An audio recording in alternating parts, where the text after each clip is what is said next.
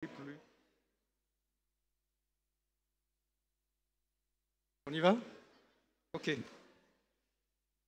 Bien, bonjour. Nous nous retrouvons pour un rendez-vous qui est assez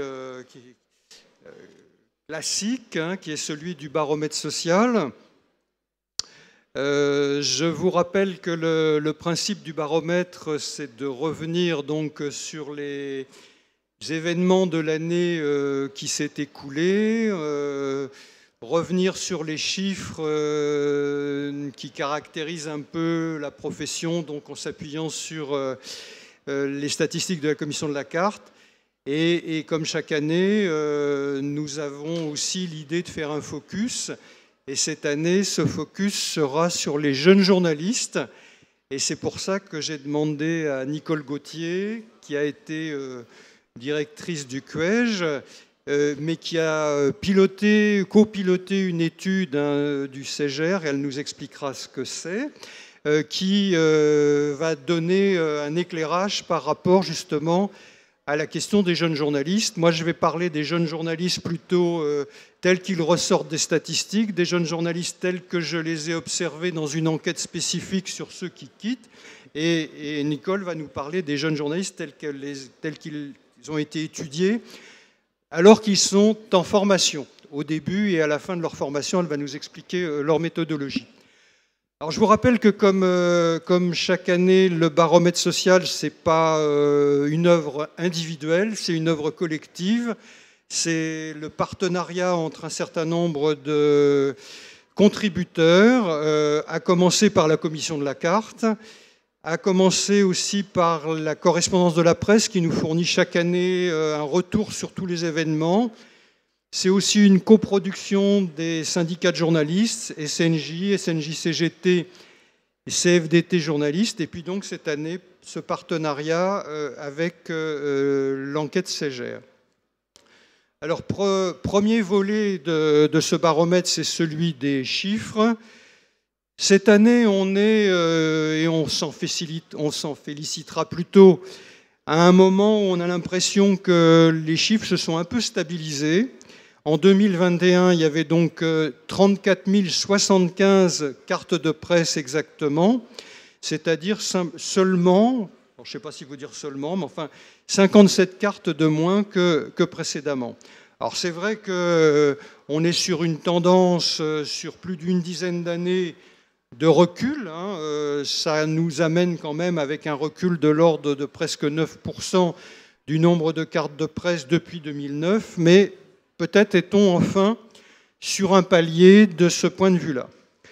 Une fois qu'on a dégagé le chiffre global, on est obligé effectivement de revenir sur la question de la précarité. Et là, c'est vrai que les chiffres interpellent pas mal. 10 790 détenteurs de cartes de presse étaient soit détenteurs d'une carte de pigiste, soit avaient une carte de chômeur. Ça nous fait pratiquement un tiers de la profession qui serait donc dans ce statut de précarité, probablement un peu plus puisqu'on n'a pas le décompte notamment des CDD, c'est quelque chose qui nous manque régulièrement. Et puis bien sûr, on avait fait un focus il y a quelques années sur ce qu'on avait appelé les zones grises. Enfin, le terme n'était pas de nous, c'est un terme qui avait été repris d'une étude notamment qui avait été commandée par l'Observatoire des métiers de la presse, l'étude notamment de Samuel Bourron. Donc, zone grise avec ses paiements sur facture, droits d'auteur, recours à l'intermittence du spectacle, etc. Et là, on sait qu'on est probablement à quelque chose qui nous rapproche, hélas, au moins de 40% de la profession.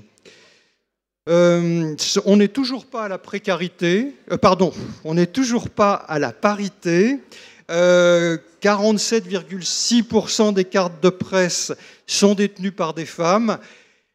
Entre parenthèses, j'aimerais bien que la Commission un jour m'explique comment elle fait les calculs, parce que j'ai l'impression qu'on ne sait pas tous les jours, j'en ai parlé, je ne sais pas si on progresse, si on recule, j'ai l'impression que les modes de calcul bougent beaucoup, enfin un peu, mais on n'est pas toujours pas vraiment à la parité. Enfin, dernier élément qui pourrait nous paraître, et qui sont en tout cas dans l'absolu plutôt rassurants, c'est une reprise des embauches ce qui se traduit par les nouvelles cartes. Il y en avait 1862 l'année dernière, donc c'est une reprise. Et évidemment, par rapport à la situation qu'on avait connue en 2020, où là, on avait vu, on y reviendra tout à l'heure, un décrochage important. Alors, le deuxième volet de notre baromètre, ce sont les événements, ce qu'on appelle les événements. Vous allez parfois avoir l'impression que ces événements, vous en avez déjà entendu parler au baromètre précédent, mais il faut se souvenir que les assises 2021 étaient en fin d'année, et donc on avait intégré effectivement le premier semestre 2021. Donc vous allez peut-être avoir l'impression d'un peu de redite, mais on a pris quand même le parti de revenir sur les événements, l'ensemble des événements 2021. Alors si on prend par grand secteur, on retrouve, si vous voulez, des données qui maintenant ont tendance à être un peu des constantes depuis quelques années. Le premier secteur, évidemment, c'est la presse quotidienne nationale. Et là, on voit bien qu'on est face à un secteur. Pendant longtemps, on s'est inquiété de voir que cette presse quotidienne nationale avait énormément de mal à prendre le tournant du numérique, qu'elle avait vécu des années difficiles, marquées par de nombreux plans sociaux. Et là, on voit que si on regarde la CPM, vous savez, les statistiques de diffusion, eh bien, l'ensemble quasiment de la presse quotidienne nationale est en progrès, et même parfois en progrès sensible. On est pratiquement à plus de 5% de diffusion pour l'année qui vient de s'écouler. Ça se traduit aussi d'ailleurs par une hausse de la publicité. Les statistiques de ce qu'on appelle le BUMP, c'est-à-dire l'Observatoire des ressources publicitaires, montrent qu'on est à plus 5% de recettes publicitaires. Et puis surtout, je trouve qu'il y a un indicateur qui est important. 65% de la diffusion désormais en presse quotidienne nationale se fait en support numérique. Donc on voit effectivement qu'un tournant a été pris et visiblement redonne de l'air à cette presse quotidienne nationale. Et on n'a que deux gros dossiers qui sont à prendre en compte. Une restructuration à l'équipe qui a été lourde, avec une quarantaine de journalistes qui ont dû quitter, en tout cas une quarantaine de postes de journalistes en moins pour ce journal-là. Et puis il y a la situation à 20 minutes dont presse quotidienne nationale mais gratuite, un secteur qui souffre beaucoup ces derniers temps, avec du coup une succession de plans. On en avait eu un l'année dernière, on en a un nouveau qui est en discussion, avec de nouveau des départs qui pourraient paraître peut-être pas très massifs par rapport à d'autres types de rédactions. Il est question maintenant de 18 départs à 20 minutes, mais sur une rédaction qui est petite, 97 journalistes, c'est donc une grosse ponction sur cette rédaction. La presse quotidienne régionale, en revanche, est beaucoup moins, je dirais, dans une situation qui est beaucoup moins favorable, me semble-t-il, si on se situe au niveau des indicateurs généraux. La diffusion est plutôt à la peine, toujours dans cette presse quotidienne régionale. Globalement, on est sur un recul de 3,4%. On a une reconversion vers le numérique qui est beaucoup plus faible que ce qu'on a vu pour les quotidiens nationaux. On est seulement à 13% de diffusion numérique. Et on a un recul extrêmement fort des ressources publicitaires de presque 10%. Donc, effectivement, une situation qui est plus tendue sur ce secteur. 4 dossiers qui se détachent. Un dossier assez préoccupant, qui est celui du Parisien, où là, on voit que année après année, on a des tensions au niveau de la rédaction. Là, on a des départs significatifs de nouveau, 33 départs. On a aussi le dossier de la Provence. Là, c'est un dossier un peu en suspens. L'année dernière, ça se traduisait par des départs au niveau de la direction de la rédaction, pas très nombreux, mais on avait l'impression d'une rédaction qui était un peu décapitée. Et là, comme vous le savez, je crois que c'était hier ou avant-hier, on a finalement, au niveau du conseil d'administration, le choix du repreneur, d'un repreneur. Donc on va avoir inévitablement des clauses de cession qui vont intervenir. Un autre dossier, c'est aussi celui du journal de La Réunion, avec un plan de départ, avec des départs suite à une reprise après liquidation, là aussi avec des chiffres assez importants. Je vous renvoie pour ça aux détails, je ne donne pas à l'oral tous les détails, vous les avez sur le site des assises, et éventuellement, si vous en avez besoin, je peux vous l'envoyer si vous me donnez votre adresse mail. Enfin, dernier dossier, qui est un dossier un peu qui était annoncé en juillet, c'est à la Voie du Nord. De nouveau un plan social, vous me direz, parce que la Voie du Nord en a connu déjà plusieurs. Il a été annoncé en juillet et il n'est toujours pas finalisé. Et les syndicats sont un peu en attente d'ailleurs des éléments parce qu'ils n'ont rien de très concret, mais on sait que c'est quelque chose qui va arriver.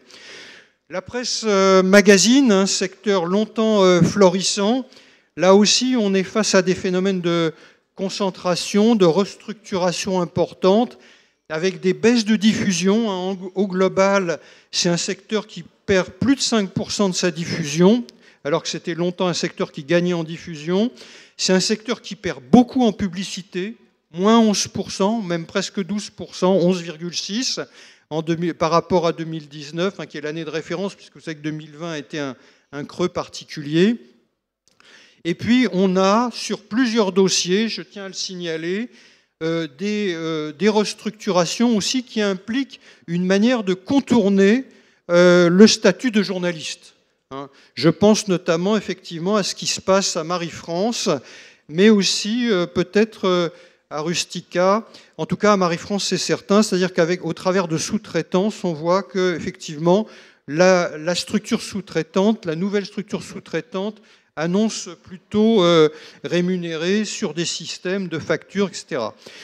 Le gros dossier, évidemment, dans cette presse magazine, c'est lié au changement de propriété et à la concentration, donc avec ce qui se passe avec Prisma, repris par Vivendi.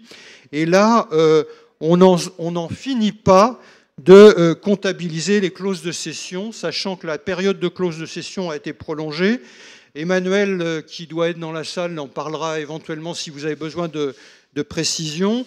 Mais d'après ce qu'il me donnait il y a quelques semaines, on serait déjà à 90 clauses de cession pour Prisma, avec des compensations, donc des réembauches qui sont très partielles par rapport à ce chiffre. En radio, on a là aussi un média qui a du mal à reprendre après la période des confinements, période de difficultés en matière de ressources publicitaires. Globalement, on est à moins 4% de recettes publicitaires, donc pour la radio commerciale, c'est un problème. Et puis, évidemment, on a un gros dossier qui est celui de Lagardère Active, à la fois à la peine parce qu'effectivement c'est un groupe où les audiences ont tendance à être à la baisse, et puis c'est un groupe effectivement qui voit l'arrivée en arrière-plan d'un nouveau propriétaire ou d'un nouvel actionnaire avec Bolloré, avec des répercussions sévères sur l'emploi à Europe 1, mais aussi, il ne faut pas l'oublier, dans le secteur local, avec Virgin RFM. Et là, dans le cas d'Europe, on devrait avoir un solde de moins 20 emplois, sans compter effectivement toute la rotation qu'il y a eu entre ceux qui sont partis, les réembauches, etc. Après, clause de cession, clause de conscience, si je me souviens bien. Et puis, 30 départs dans les locales de Virgin RFM. Pour mémoire, évidemment, on a toujours aussi ce gros plan de France Télévisions qui concerne plus de 1000 emplois, mais qui court sur plusieurs années. Alors, comme je vous le disais, le focus porte sur les jeunes journalistes. L'idée de revenir sur les jeunes journalistes, c'était un petit peu... ça venait des assises précédentes, quand on a vu effectivement les baisses d'embauche et les répercussions qu'inévitablement ça avait probablement pour les jeunes journalistes. Baisse d'embauche, je vous rappelle que les nouvelles cartes étaient en recul l'année dernière de près de 40%. Donc effectivement, inévitablement, une répercussion sur les jeunes. Et puis on avait effectivement cette idée que dans un certain nombre d'enquêtes, dont les enquêtes qui avaient été faites pour le petit bouquin, là, hier journaliste, dans le panel, on avait effectivement un nombre de journalistes, de jeunes journalistes, qui quittaient très rapidement. Panel que j'ai d'ailleurs renforcé pour ce focus, porté à une quarantaine d'entretiens de jeunes journalistes, pour essayer de comprendre ce qui se passait. Alors bon, pour rappel, jeunes journalistes, c'est moins de 35 ans, donc des gens qui ont des carrières courtes, au maximum une dizaine d'années, on va dire, et parfois même beaucoup plus courtes. Alors les jeunes, si on situe au niveau des statistiques générales de la profession, c'est le quart de la profession au niveau des détenteurs de cartes de presse, hein, selon les statistiques de la commission de la carte. Alors, on a vu cette année qu'il y avait une reprise. Ceci dit, je pense que cette reprise, c'est un peu une reprise en trompe-l'œil, dans la mesure où si on fait une moyenne 2020-2021, on voit qu'on est à un chiffre de 1607, hein, et c'est légitime de faire cette reprise parce qu'il y avait eu un recul de faire cette hypothèse de recul parce qu'il y avait eu un recul très brutal lié au confinement. Il y a eu une reprise derrière, mais on peut imaginer que c'est plutôt un phénomène de rattrapage plus qu'une tendance aux remontées. Donc on serait plutôt toujours sur des chiffres qui montrent quand même une tendance à ce que, année après année, on ait quand même un peu moins de recrutement de jeunes journalistes, même si ce n'est pas aussi brutal, heureusement que c'était le cas parmi ce qu'on avait vu l'année dernière. Je signale aussi que chez les jeunes, c'est le seul segment de journalistes où les femmes sont plus nombreuses que les hommes, 52% de femmes, ce qui veut dire que c'est à la fois dans cette période des premières années et tout de suite après ces premières années que vont intervenir des départs certainement plus importants de femmes, puisqu'on va se retrouver derrière plutôt avec de nouveau un déséquilibre comme ça avait été évoqué. Alors, est-ce que le phénomène est si nouveau que ça? Je me suis retourné vers nos origines. La première session des Assises du journalisme, on avait fait un baromètre sur le moral, c'était un baromètre CSA sur le moral des journalistes, et on avait vu que, on avait posé une question: est-ce que vous envisagez de quitter le journalisme avant la fin de votre carrière? On avait vu que dans certains secteurs, la presse magazine, etc., effectivement, il y avait des chiffres importants. On avait peut-être moins identifié que chez les jeunes, par exemple chez les moins de 5 ans d'exercice, c'était 35% qui pensaient quitter la profession. On n'avait pas vu non plus que chez ceux qui étaient entre 6 et 10 ans, c'était 38%. Donc on avait déjà, mais on avait oublié de commenter le phénomène, ou on n'avait pas peut-être voulu voir que le phénomène était aussi important. Je disais tout à l'heure que ce sentiment, cette impression, que le départ des jeunes est un phénomène qui ressort d'études qualitatives, comme je l'indiquais, mais il faut aussi se souvenir qu'on a un indicateur quantitatif, hein, c'est celui que nous donne Samuel Bourron dans l'étude qu'il a faite donc, pour l'Observatoire des métiers de la presse. Et je vous rappelle ce chiffre qui nous avait beaucoup alerté à l'époque. Au bout de 7 ans de carte de presse, 40% ont quitté le journalisme. 40% ont quitté le journalisme. Et c'est quelque chose, certains me disent, oui, mais est-ce que c'était pareil avant? Eh bien justement, Samuel était allé chercher un chiffre plus ancien, et en 98, le chiffre était quand même significatif, mais c'était 28%. Donc on voit qu'il y a un phénomène qui tend à s'amplifier. Alors comment interpréter ces phénomènes de départ? C'est ce que le qualitatif nous permet en tout cas d'identifier. On a un phénomène de désenchantement. Alors ce désenchantement, vous me direz, l'année dernière, vous nous avez déjà fait le baromètre sur les journalistes qui partent, il y avait le désenchantement. Ce qui est intéressant avec les jeunes, c'est qu'ils ils définissent beaucoup plus clairement par rapport à quoi ils sont désenchantés. Évidemment, il y a la notion un peu large de profession rêvée ou profession passion, mais derrière, ils mettent un contenu très précis. Qu'est-ce que c'est ce contenu? D'abord le terrain. Je fais du journalisme pour faire du terrain. J'ai voulu faire du journalisme pour faire de l'enquête, pour faire du reportage, pour être en contact avec les gens, pour travailler dans la durée, faire du lent, et faire du long. Être utile, ça c'est vraiment quelque chose qui revient de manière très, très, très forte dans leur motivation, et toujours aussi avec en arrière-plan, avec le respect de l'éthique et le respect de la déontologie. Et ceux qui partent nous disent, cette profession telle que nous l'avons souhaitée, imaginée, nous ne l'avons pas trouvée. Nous ne l'avons pas trouvée d'abord parce que nous avons été frappés par la précarité. Et tous ceux qui quittent ont été concernés par la précarité, soit à un moment donné de leur itinéraire, soit tout au long de leur itinéraire, donc plus ou moins long, comme on l'a vu. Et précarité, ça peut donc être évidemment les piges, ça peut être des successions de CDD, c'est des moments où il y a du chômage, c'est des moments où parfois on a même dû travailler de manière en fournissant des factures, en étant intermittent du spectacle, etc. C'est ça la précarité pour eux. Et très concrètement, ça veut dire des revenus qui sont très bas. Et là, je vous propose de vous tourner vers Audience, puisqu'Audience est un partenaire historique des assises. Audience a des statistiques qui montrent comment sont payés les pigistes notamment, et vous verrez qu'il y a, je crois, à peu près de l'ordre de 20% des pigistes, pas simplement les jeunes, qui sont autour de 1 000 € par mois, donc on n'est même pas au SMIC. Incertitude aussi souvent sur les horaires de travail, sur les lieux de travail, parce qu'on peut être envoyé un peu n'importe où, sur le type d'emploi porté, etc. Donc précarité d'abord. Ensuite, l'activité.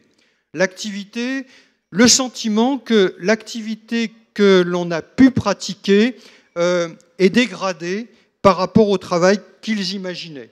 On fait du rapide, on fait de l'éphémère, on a fait du superficiel, on a fait beaucoup de fragmenté, et on pourrait dire qu'il y a une espèce de symbole pour eux de cette activité dégradée, c'est le copier-coller et les micro-trottoirs.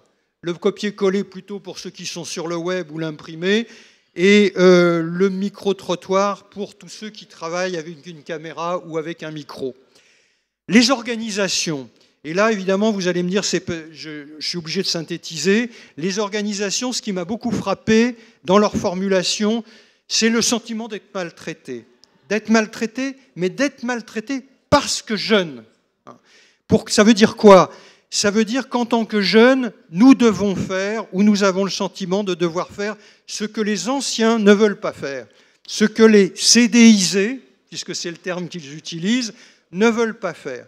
Ça veut dire quoi, ce qu'on ne veut pas faire? C'est du travail en brigade, c'est du 3-8, c'est des desks web, c'est les tournantes du planning dans certains médias, donc etc.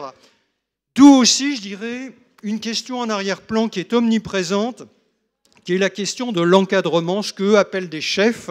Et là, je trouve que cette formule qu'on retrouve chez pratiquement tous, elle nous interpelle quand même dans une profession dont on a une image de profession intellectuelle qui fonctionnerait de manière beaucoup plus horizontale, alors que là, cette expression, elle nous renvoie à un fonctionnement qui paraît beaucoup plus vertical.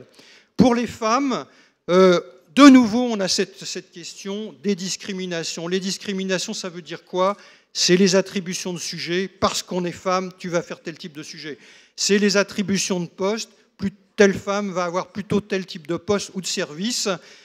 C'est aussi des formes de dévalorisation ressenties en tout genre. Ce sont aussi des questions de harcèlement. Des harcèlements qui peuvent venir parfois de hiérarchie, qui peuvent venir de collègues, mais aussi, il ne faut pas l'oublier, de sources, d'utilisateurs aussi, et beaucoup le rôle des réseaux sociaux dans cette question du harcèlement. Ceci dit, ce qui m'a frappé aussi chez les jeunes, puisqu'on avait aussi ces questions de discrimination chez les plus âgés, notamment chez les 40 ans, chez les femmes de 40 ans, chez les jeunes, il y a peut-être plus de réactivité, plus de refus et plus de références à MeToo. Et j'observe aussi d'ailleurs qu'il y a des collectifs se sont constitués de jeunes femmes, justement, pour davantage être capable de faire face à ce type de phénomène. Particulièrement inquiétant, j'ai quasiment fini, particulièrement inquiétant, ça va jusqu'à des pathologies, jusqu'à on est mal, il y a du mal-être, jusqu'à en être malade. Pathologie au sens où beaucoup, une proportion très importante disent devoir être suivis par un professionnel du soin, un psy ou autre, être obligé de se soigner, de prendre des médicaments pour travailler, et puis on a toujours beaucoup de burn-out. Moins heureusement que chez ceux qui ont 40 ans, parce que comme vous le savez, les burn-out, ça met du temps à s'installer, mais on a des burn-out chez des gens qui ont 25, 24, 26, 27 ans, et parfois des burn-out un peu moins lourds, parce que ce sont probablement les premiers signes de quelque chose qui va se confirmer. On a aussi des dépressions. On a aussi, et là souvent avec une faible prise en charge par les rédactions, des syndromes post-traumatiques. Et je vous rappelle, enfin si j'insiste beaucoup sur les burn-out, c'est parce que les burn-out, ça renvoie beaucoup à des questions d'encadrement, c'est-à-dire des questions de suremploi et des questions de manque de reconnaissance du travail qui est fait. Enfin, dernier point, mais où vont-ils, vous me direz? C'est un peu comme chez les plus anciens en partie. Ils vont vers l'enseignement parce qu'ils sont bien formés, donc les reconversions vers l'enseignement sont possibles. Ils vont vers la communication, ça on le savait déjà depuis assez longtemps, mais ce n'est pas la première destination. Beaucoup vont vers le numérique, ça c'est très spécifique à eux, parce qu'ils sont très familiarisés au numérique, les data, être développeur informatique, etc. Certains vont vers le marketing, ils vont parfois retrouver des hobbies ou des talents créatifs qu'ils avaient un peu laissés de côté pour faire du journalisme. Et aussi, ils vont parfois vers des professions où ils ont le sentiment de se rapprocher un peu de ce qu'il faudrait faire pour le monde d'après, même si ça paraît parfois très loin du journalisme, comme parfois faire du maraîchage bio ou faire de l'artisanat.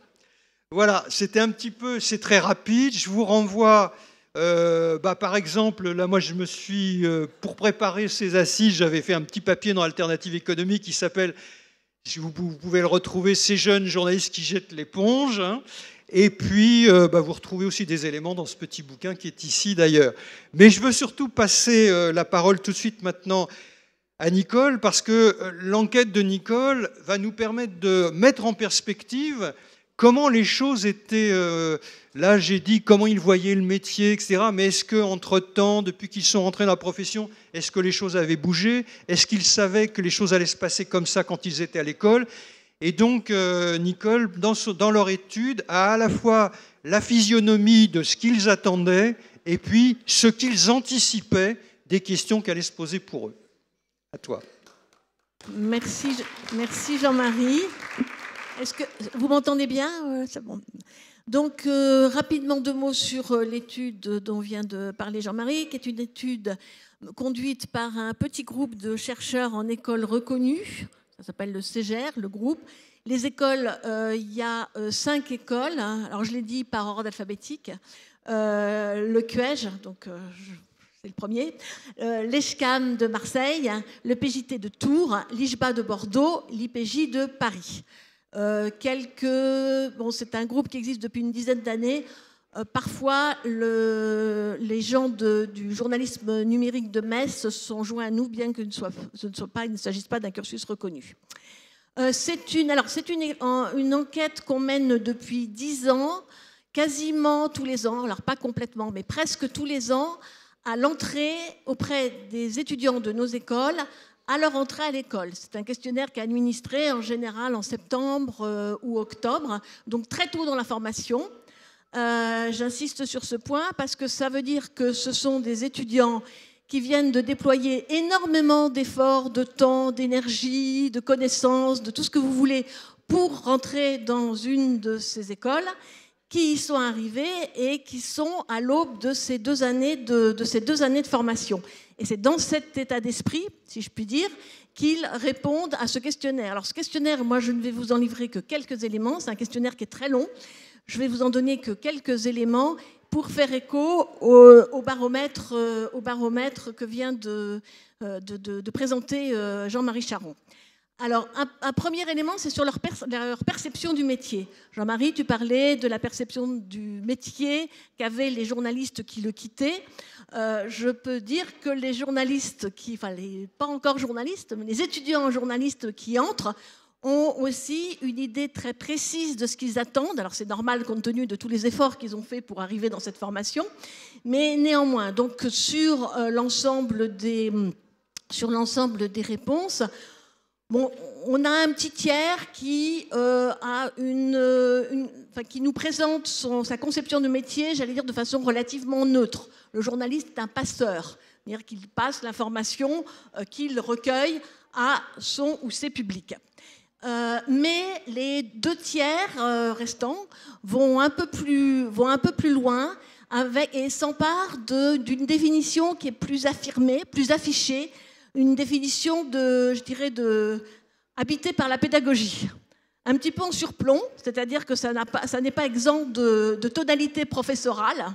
On est des pédagogues, on va éduquer la population, on va lui dire ce qu'elle ne sait pas, on va éclairer le peuple. Il y a quand même aussi quelques relents parfois un peu de cette nature-là. Donc beaucoup de vocation dans cette volonté de transmission auprès du public, avec pour 2 éléments une forme d'humilité aussi, c'est-à-dire que on va faire tout ça, mais dans le plus grand respect des règles, notamment déontologiques. Donc il y a et puis, on le fait, comme les aînés, si je puis dire, même si ce sont de jeunes aînés, on le fait au service du public. Si on veut faire ça, c'est parce qu'on est au service des gens. Donc, c'est en gros la conception qui est partagée par les jeunes étudiants en journalisme. Il y en a très très peu qui font allusion, je dirais, à un plaisir personnel qu'ils pourraient en tirer, c'est-à-dire j'ai envie de m'éclater, j'ai envie de partir à l'étranger, j'ai envie d'aller... Alors, quand le terrain est mentionné, c'est pour y aller, pour ramasser des choses, pour recueillir des choses qui seront ensuite restituées. Il y a assez peu d'hédonisme là-dedans, si je dis. Il y a assez peu de plaisir personnel tel qu'il est exprimé dans la réponse aux questions.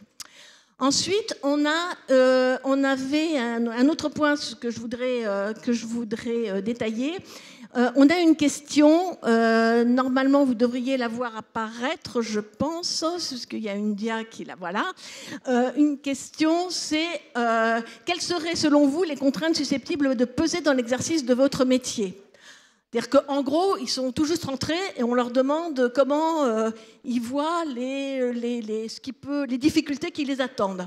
Et ce qui est très étonnant, je trouve, dans l'ensemble des réponses, c'est que ça fait complètement écho à la liste que tu nous as exposée tout à l'heure. Donc, dans ces contraintes, il y a les contraintes éditoriales et ou actionnariales. Donc, tout ce qui relève des pressions. Alors, ça peut être des pressions politiques, des pressions des actionnaires, des pressions dans les conditions de production de l'information, des pressions de la hiérarchie. C'est très, très fréquent. Tu parlais des chefs. Les pressions de la hiérarchie sont très fréquentes. Alors, ça, c'est une donnée très importante des contraintes.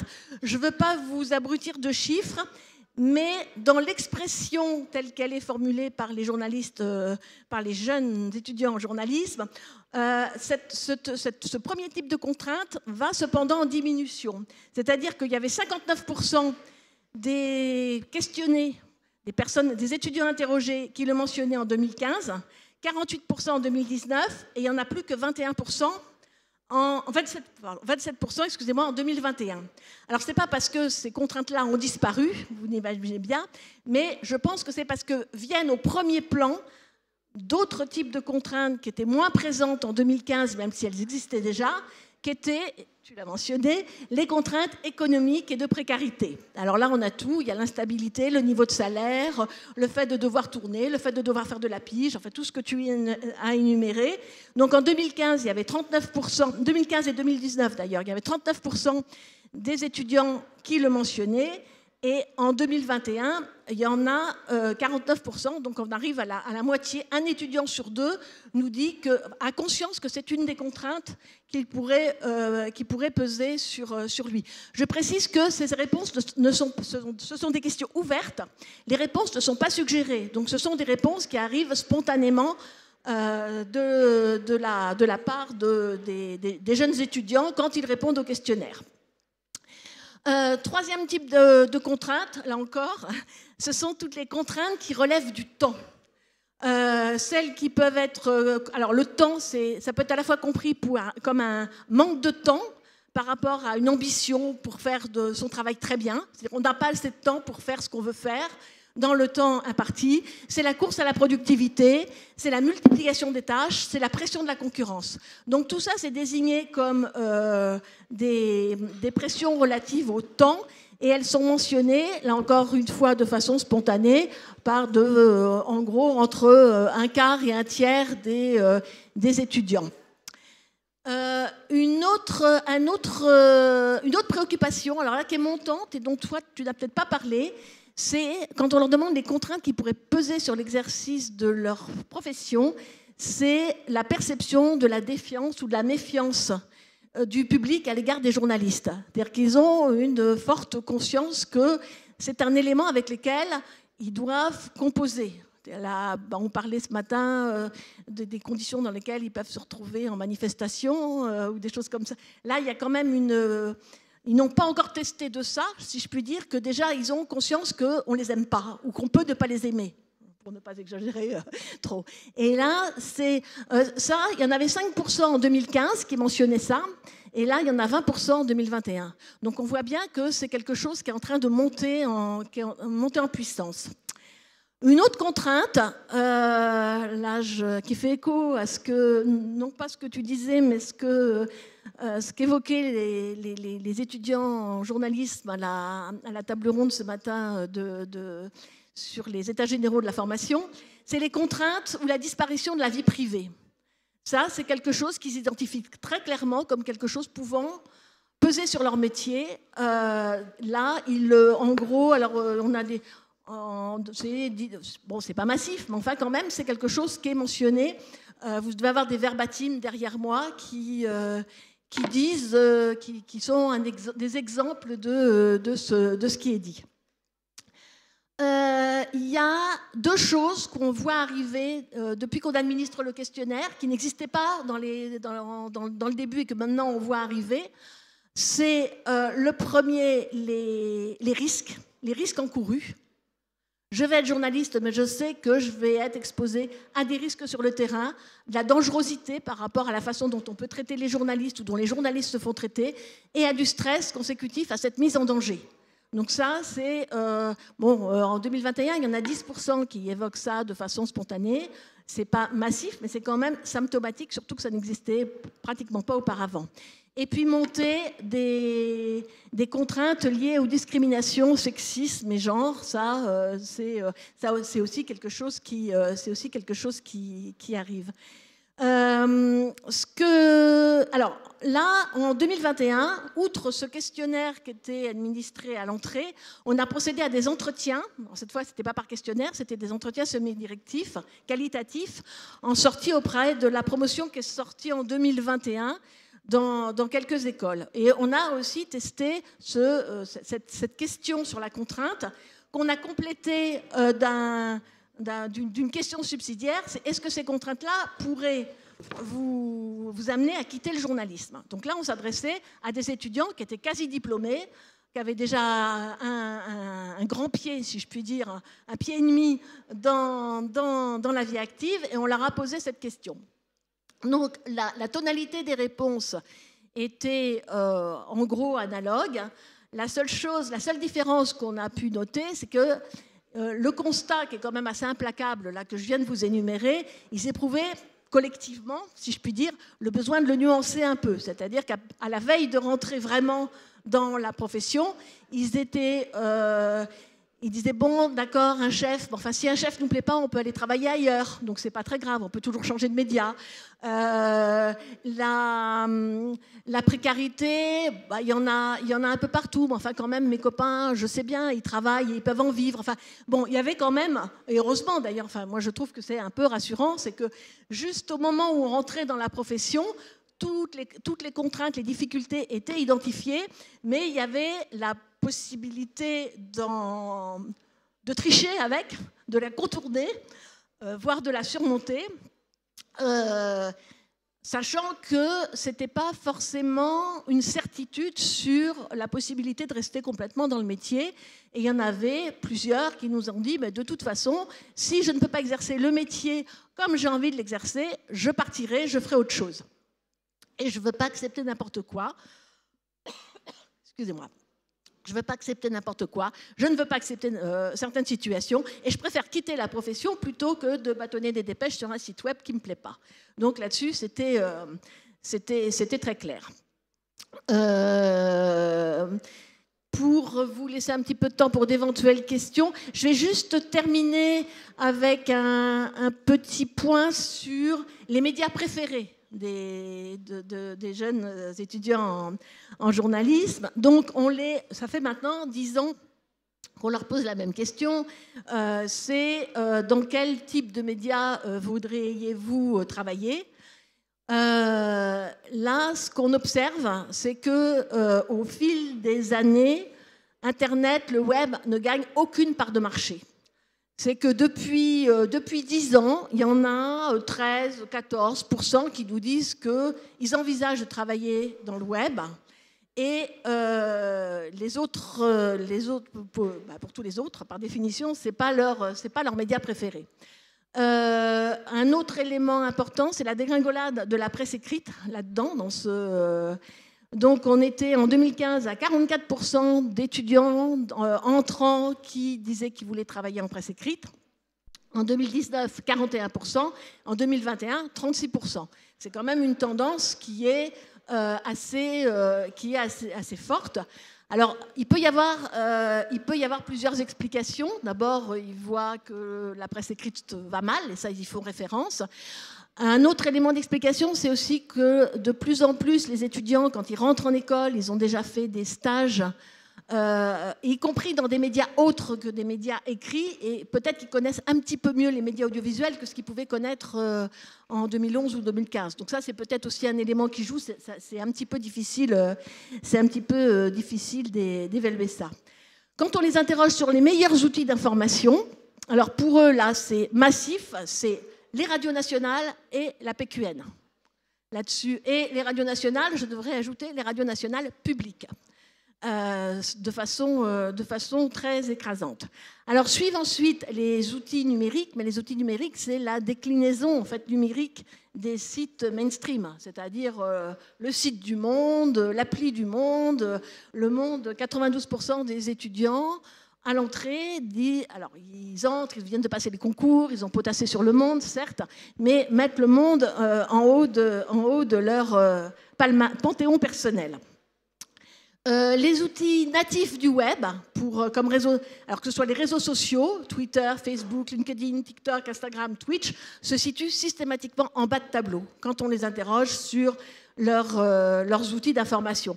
Alors, il peut y avoir là un petit biais qui est induit par le fait qu'ils répondent à un questionnaire à l'école, donc peut-être qu'ils se disent « faut pas trop que je parle de TikTok », mais en même temps, on a affaire à des adultes qui savent s'affirmer par ailleurs. Donc, je pense que ça reflète quand même une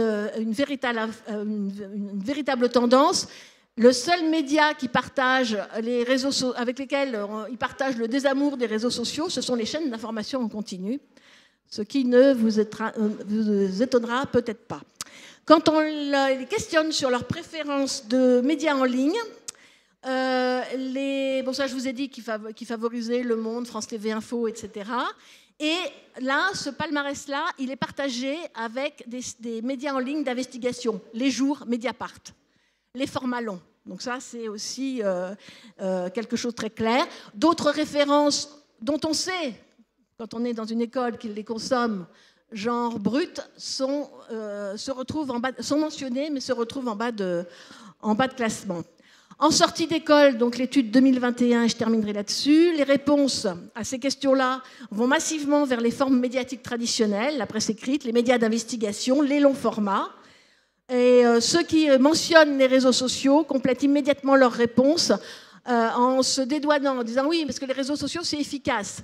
Mais moi, ce que j'aime vraiment, c'est le format long, ou le format lent, comme tu disais tout à l'heure.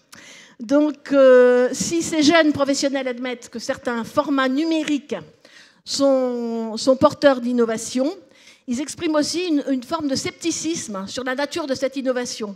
C'est-à-dire que quand on nous dit « Ah bah oui, Twitch, ça peut être innovant quand même », ils ajoutent en général, très souvent, ah oui, mais j'ai du mal à percevoir ce qui est la ressucée d'un autre média juste dans un nouvel outillage. Pardon.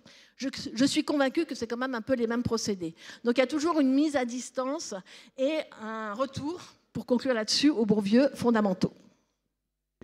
Merci.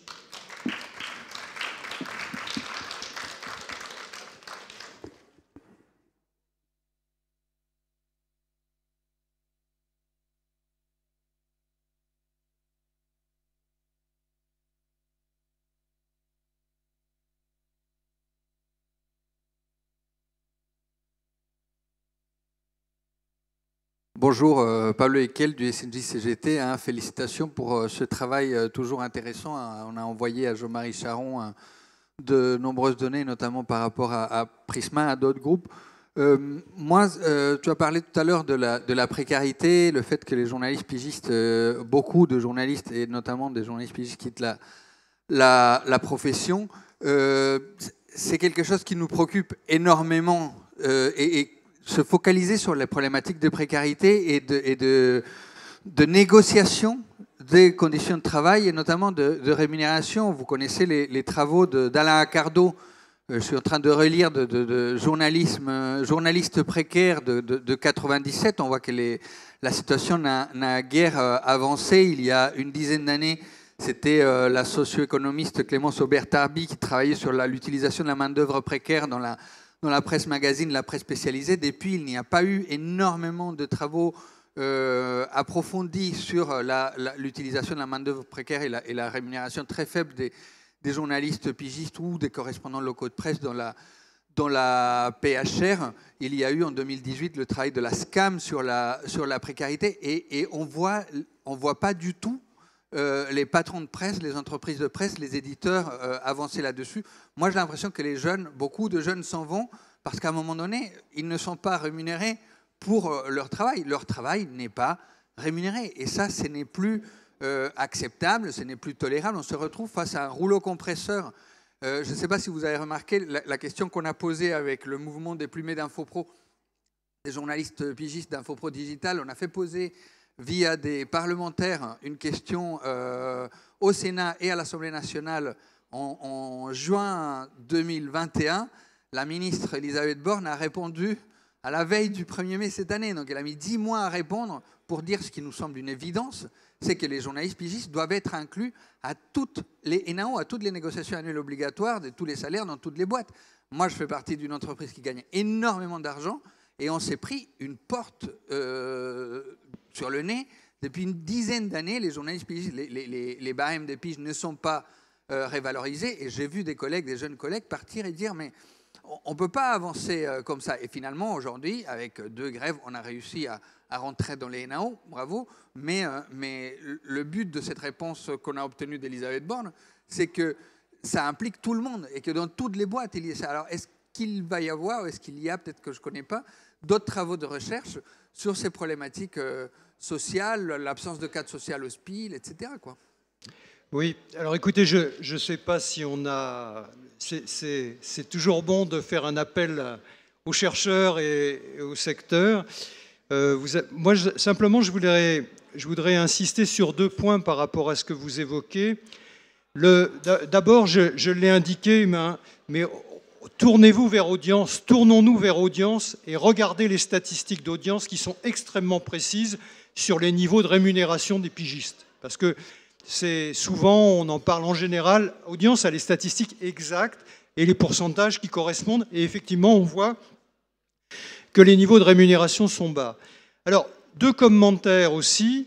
Le premier, c'est les jeunes, en tout cas, peut-être plus que toute autre catégorie, ont le sentiment d'être bien formés. Ils disent on a été bien formés par nos écoles, parce qu'il y a parfois tout un débat, est-ce que les écoles font bien leur boulot, etc.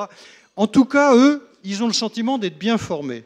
Ils ont le sentiment d'avoir fait des études longues, difficiles, souvent plus difficiles que leurs aînés, et il n'y a aucun rapport avec le niveau de rémunération. Ils sont sans arrêt en train de vous dire « j'ai fait plusieurs bacs plus 5 et je ne gagne pas le SMIC ». Or, il faut bien avoir à l'esprit que ces jeunes aussi, en faisant ces longs cursus, ils ont accompagné d'autres personnes qui ont fait à peu près les mêmes études qu'eux, mais qui n'ont pas été vers le journalisme. Et donc, ils sont capables de faire des comparaisons. Et quand ils font des comparaisons avec d'autres secteurs, ils disent il n'y a pas la même précarité, il n'y a pas les mêmes niveaux de salaire, et il n'y a pas les mêmes conditions d'accueil. Et donc ça, je pense qu'il faut que la profession, d'une manière globale, prenne conscience qu'elle est en train de se transformer dans la représentation des jeunes dans un secteur, effectivement, qui se paupérise, qui n'est pas capable, effectivement, de rémunérer les compétences et les talents des uns et des autres. Deuxième alerte sur laquelle je voudrais être particulièrement insistant, c'est la question des alternants et des apprentis. Parce que là, effectivement, moi, ce que je vois dans cette étude qualitative, donc effectivement, statistiquement, on peut toujours se poser, est-ce qu'il peut y avoir des biais, certes, mais ce qui est très clair, c'est que les alternants et les apprentis nous apportent cette diversité que l'on souhaite depuis très longtemps. C'est incontestable. Eux-mêmes disent, nous sommes enfants de milieux modestes, enfants d'ouvriers, enfants d'employés, de petits agriculteurs, etc. Mais ces personnes-là, dès qu'elles vont quitter l'apprentissage et l'alternance, qu'est-ce qu'elles vont trouver? C'est la précarité. Alors la précarité, pas tellement sous forme de pige, mais sous la forme des CDD. Et là, ces CDD, ils ne sont pas assurés, donc il y a une incertitude, ils sont souvent extrêmement mal rémunérés, ils nécessitent parfois beaucoup de mobilité. Or, on ne peut pas passer d'un coin à l'autre de la France, se loger n'importe où, n'importe comment, etc., si on n'a pas les moyens. Et là, j'insiste beaucoup, ces gens-là nous disent « je quitte parce qu'on ne peut pas m'accompagner ». Ils n'ont pas leur famille derrière, ils n'ont pas leurs amis qui peuvent les financer, ils n'ont pas, etc. Quand on vient effectivement de milieux sociaux un peu plus aisés, la famille dit on va t'aider à tenir quelques années, on va te soutenir, etc. On va te trouver des lieux pour pouvoir t'héberger, etc. Mais eux, non. Et donc, cette opportunité, cette chance qui a été effectivement souvent identifiée dans tous les débats sur enfin on va trouver peut-être des moyens d'avoir plus de diversité, on est en train de la tuer, purement et simplement. Et ça, je veux vraiment insister là-dessus. Guten Morgen, donc bonjour, je vous dis bonjour en luxembourgeois, puisque moi j'ai une formation sur le tas, comme je l'ai dit il y a 48 heures, depuis 30 ans entre Tours et Luxembourg. Donc, c'est ma formation universitaire qui m'a amenée à travailler avec l'Université de Luxembourg et de Tours. Et en effet, il y a bientôt 28 ans, en juillet 1995, après la parution de mes 2 articles au journal Le Monde, j'ai dû renoncer à poursuivre certaines enquêtes qui me mettaient en danger. J'avais prévenu mes supérieurs du Monde à l'époque que si on ne me permettait pas d'avoir un poste permanent à Luxembourg à l'époque, je ne pouvais pas poursuivre l'enquête telle qu'on me le demandait. C'était beaucoup trop sensible et j'ai eu vraiment raison, en effet, de renoncer à ces enquêtes qui m'a coûté très cher par la suite quand je suis revenue en France. Après, comme beaucoup de jeunes journalistes, j'ai préféré en effet me poursuivre dans l'enseignement, puisque j'attendais ma fille aînée qui va avoir 24 ans, et que c'était compliqué de continuer ces reportages tout en attendant un enfant. Alors oui, les réflexions sexistes, j'en ai eu beaucoup à ce moment-là, puisque c'était très mal vu qu'une femme enceinte couvre des reportages, y compris à Tours. Donc l'enseignement, oui, ça m'a été, comme beaucoup de femmes journalistes, une porte qui m'a permis d'avoir, de sortir de la précarité, d'une certaine manière. Mais en effet, j'ai toujours été précaire en tant que journaliste, enseignante ou animatrice depuis 30 ans. Pourquoi ? Parce que j'ai préféré rester en France, alors que j'aurais très bien pu repartir au Luxembourg depuis longtemps. Mais voilà, en France, qu'on soit enseignante, journaliste ou animatrice, la précarité, malheureusement, elle touche tout le monde. Et le danger des profs, actuellement, est aussi difficile. Et c'est ce qui amène beaucoup de profs, des fois, à lâcher le métier également. Ok, merci. On est un peu coincé par le temps. Je vous propose... Non, mais attendez. Je vous propose de vous exprimer, si possible, de manière plus plus concentrée. Et on va vous laisser la parole et on répondra éventuellement si on a des choses à vous répondre. Bon, merci du témoignage précédent. En tout cas, Catherine Lozac, je suis présidente de la commission de la carte, donc j'avais quelques petits compléments à donner. D'abord, je voulais aussi vous remercier tous les deux pour le partage de vos analyses. Moi, au nom de la commission de la carte, j'aurais une demande d'étude à vous faire parce que nous voyons effectivement de plus en plus de contrats d'alternants qui bien sûr demandent leur carte et l'ont, bien sûr, ce sont des salariés, ça ne pose aucun problème. Mais nous posons la question de ce qu'ils deviennent. Et nous serions intéressés d'avoir une étude, la quantitative et sur le long terme de ces cohortes d'apprentis qui sont de plus en plus nombreux. J'entends, c'est une chance, oui, mais je pense que pour un certain nombre d'employeurs, c'est aussi une aubaine et nous serions assez intéressés de savoir ce que cela devient. Quelques petites choses sur ce qui avait été dit précédemment. Vous parliez de 40% de zones grises dans la profession. Je voudrais quand même intervenir là-dessus.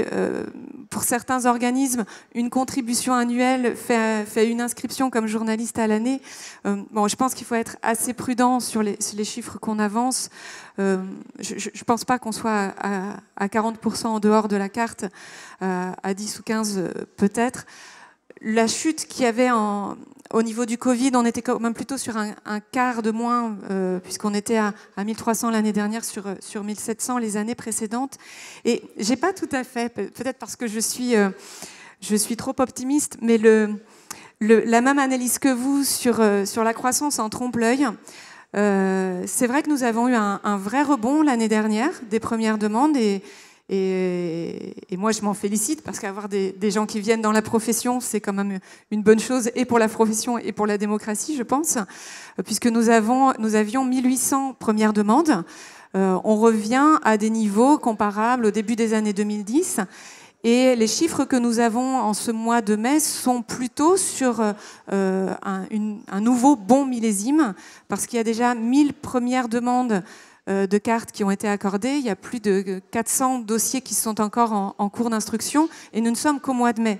Nous avons une saisonnalité dans la demande de la carte, bien sûr, mais pour les premières demandes, il y a beaucoup de cartes qui arrivent à l'issue de l'été, une fois qu'un certain nombre de CDD ont pu travailler l'été ou que des alternants commencent leur alternance justement en septembre, octobre, novembre. Il faut qu'ils aient leurs 3 premiers bulletins de salaire.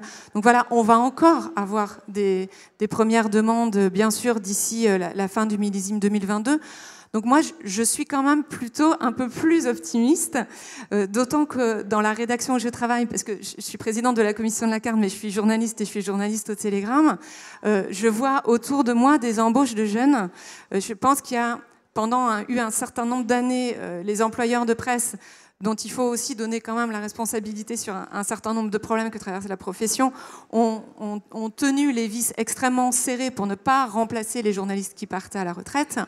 Il y a une petite ouverture aujourd'hui et on voit des jeunes rentrer et être embauchés. Donc j'aurais un regard un petit peu plus positif. Voilà, c'est ce que je voulais partager avec vous. Excusez-moi d'avoir été un peu longue. Merci. Oui, on va vous laisser la parole, mais juste une petite précision sur les suivis des alternants. Alors je ne sais pas si c'est le cas dans tous les CFA, mais en tout cas, beaucoup de CFA font sur le long terme. Donc il faut, alors après, tous les CFA, ce n'est pas centralisé, comme vous le savez, ça dépend des lieux de formation, mais ça doit être une façon de pouvoir récupérer relativement facilement des données via les CFA. Alors tout d'abord, bonjour et merci beaucoup pour votre intervention. Je voulais juste apporter mon petit témoignage. Je suis journaliste, j'ai 28 ans. J'ai eu ma carte de presse en 2018. J'ai fait plusieurs CDD. Et aujourd'hui, je fais aussi le choix de me reconvertir dans le numérique. Mais ça ne veut pas dire que... de me reconvertir dans le numérique. Mais ça ne veut pas dire que je ne reviendrai pas dans le journalisme plus tard. Donc j'aurais voulu savoir sur le nombre de personnes qui ont témoigné, de jeunes journalistes qui souhaitent arrêter la profession. Est-ce qu'il y en a qui ont aussi évoqué ce souhait de revenir plus tard dans quelques années ? Oui, alors ça c'est une... Pardon, très vite. C'est une constante sur tous les âges. C'est-à-dire qu'on n'a jamais l'impression... Enfin, beaucoup n'ont pas l'impression de rompre définitivement. Mais où ils ont besoin de souffler, où ils ont besoin de se stabiliser.